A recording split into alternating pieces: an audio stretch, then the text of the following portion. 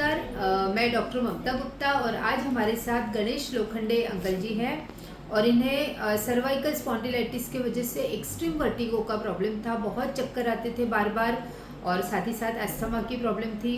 सांस फूलती थी सीढ़ियाँ चढ़ने में, चलने में। वो घर पे ही रहते थे ज़्यादातर और अभी 4 मंथ सप्लीमेंट्स लेने के बाद उन्हें बहुत अच्छा रिजल्ट आया है। मैं चाहती हूँ वो शेयर करें।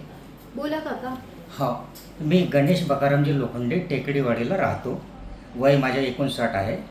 मला जवळपास 20 वर्षापासून स्पॉन्डिलायसिसच्या चक्करचा हे येणे आहे आणि जवळपास अस्थमा जवळपास ह्या लॉकडाऊनपासून 4 वर्ष झाली असतील तर मला अस्थमाचे बी चालू आहे. आतापर्यंत मी ट्रीटमेंट केलं आहे पूर्ण.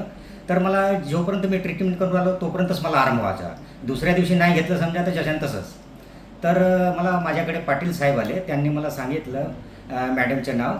तर ते मला इकडे घेऊन आले. मला एकीनंच नव्हतं येत मी, कारण की खूप सारं करून तर त्यांनी मला सांगितलं एक वेळा तुम्ही चाला, तुम्हाला काय रिझल्ट हे भेटेल तुम्ही स्वतःच म्हणाल. मग मॅडमकडे आलो मी, ममता गुप्ता मॅडमकडे. तर त्यांनी मला सांगितलं 3 महिन्याचा कोर्स. 3 महिन्यामध्ये लगातार मला कमीत कमी 40% तर पहिले आरामच लागला. तरी पण त्यांनी म्हटलं 1 महिना अजून घेऊन पहा. पुन्हा 1 महिना घेतल्यानंतर मला खूप 50-60% आराम लागला आहे. तर आता मी बाहेर बी जाऊ शकतो. पुन्हा मला असं वाटतं की अजून मी 1-2 महिने घेईल असं मला असं वाटते अंदाज. कारण मी पूर्णपणे बरा होईल बाबा. आणि काका आधी जसे तुम्हाला चक्कर खूप यायच्या हो हो हो. आणि मला एक म्हाताऱ्या व्यक्तीने सांगितलं होतं एक साखर जेबमध्ये ठेवायची म्हणून. मी जवळपास ऑलरेडी 24 घंटे माझ्यावर साखरच राहायची.